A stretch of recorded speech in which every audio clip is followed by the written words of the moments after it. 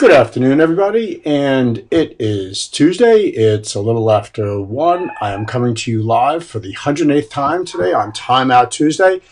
And, today I wanted to actually start off by reading something to you.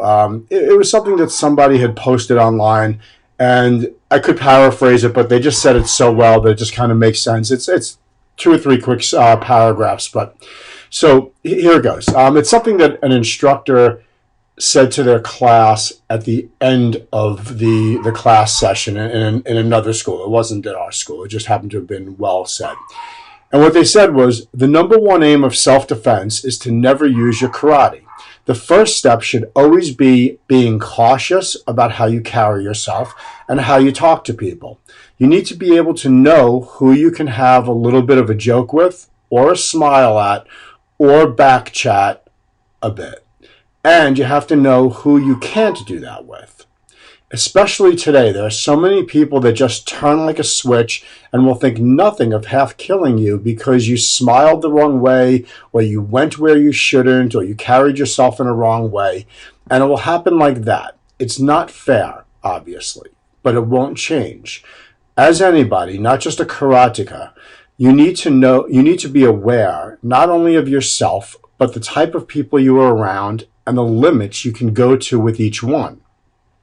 That's why there's so much focus on respect, the proper way to do things, etc., because you have to be very aware of how you present yourself at all times.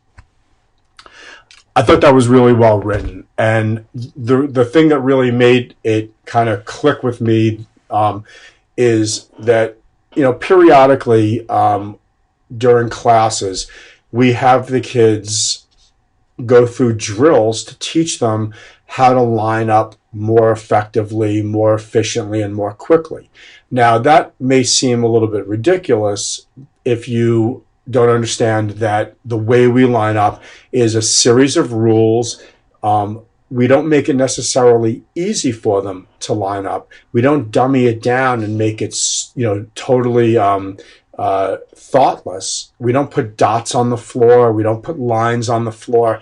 Most schools will put dots on the floor and get the line up going really fast, but there's no thought put into how to do it, how to space yourself apart from each other, what you should be doing during the lineup, what your role is. If you're a leader, should you be instructing those that are following you to line up properly?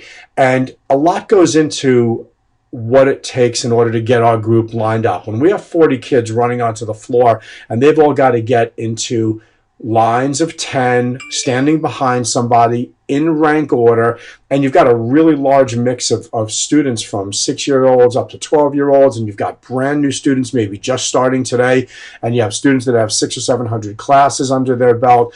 There's a big mishmash of kids running in every direction unless they learn what the quickest and most efficient way to do it is. And even though it could be done faster, there's a lesson to be learned, and we don't want to forego that lesson. And the lesson is, as this other person said to their class, that it's very important that we're aware all the time of how we're behaving, how that behavior is perceived by other people, and that we're aware that certain actions that we can take could be perceived by somebody as even aggressive and could result in some type of an altercation.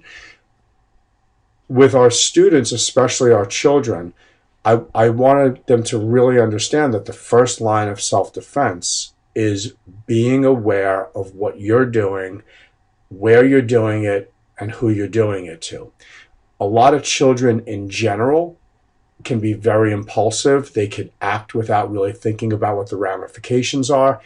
Certain children have more impulsivity problems than others, and we believe that it's incumbent upon us to instill in our children as quickly as possible how important it is to think first, then act, versus the other way around.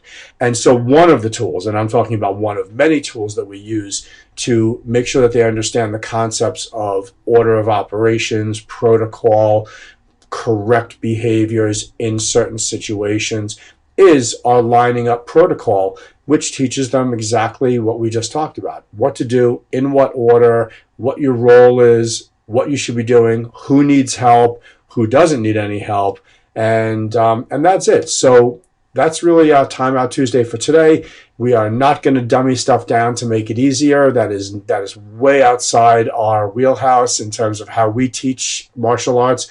We're always seeking to actually challenge our kids, our students in general, to really reach much farther than they think they're capable of, not try to fit our curriculum into what they're currently capable of today. That seems a little bit backwards to me to do it that way as a martial artist.